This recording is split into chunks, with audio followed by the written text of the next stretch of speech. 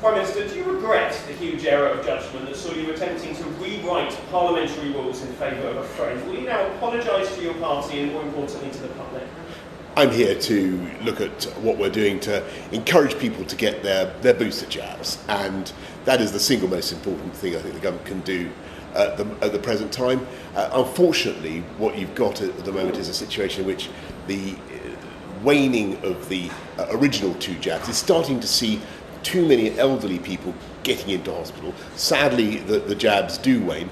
We've done 10 million booster jabs already, and it's a very effective thing. It's a wonderful thing. People get 95% more protection. So I'm encouraging everybody today to go online. If you've gone over 5 months, you can go online and book your booster. That's what I'm focusing on. Now we've got that out of the way, will you answer my first question, Prime Minister? Will you apologise for the way you dealt with the Owen Paterson Parliamentary Standards affair last week?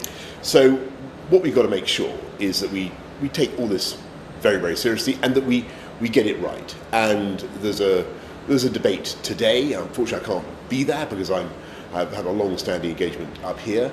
But Labour want to focus, the opposition obviously want to focus on a particular case, a particular MP who suffered a serious personal tragedy and who's now resigned.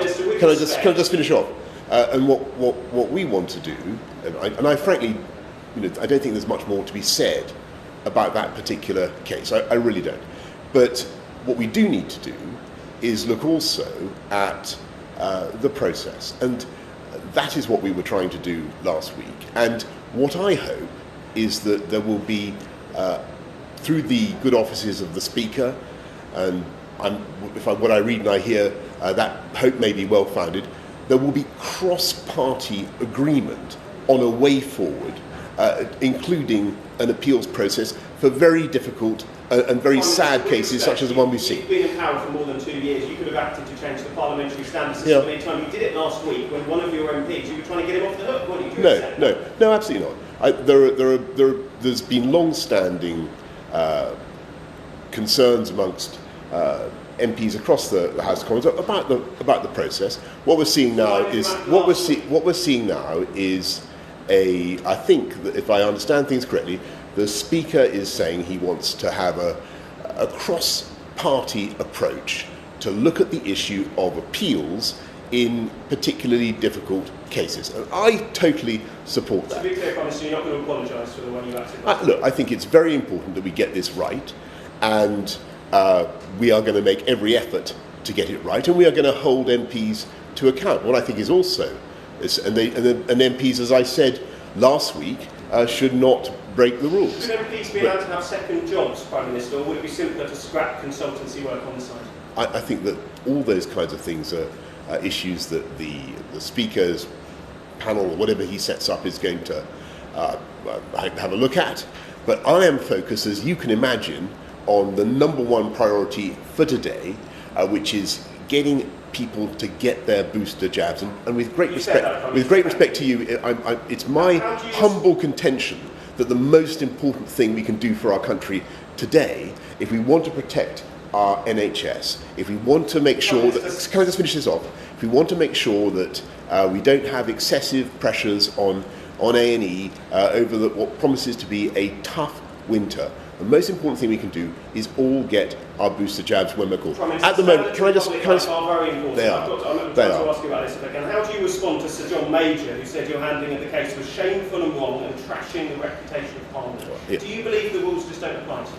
No, of course not. And I've said what I've said about the particular case of one MP who, as I said, suffered over the course of a long investigation, suffered a personal tragedy, has now resigned his seat, and I really don't have any more to add to that. Okay, if there's anything positive to come out of the whole thing, it is that, as far as I can make out, the Speaker is determined to try to move us all forward with a system whereby we can have a cross-party approach, which is what we were trying to achieve last week, get everybody together and look at ways in which we can reform and improve the process. Owen Paterson, if I can ask you about this then. In the past 7 years, nearly every former Conservative Party treasurer has been offered at least a peerage. How do you explain that? I know that you're going to keep sort of focusing on this type of issue.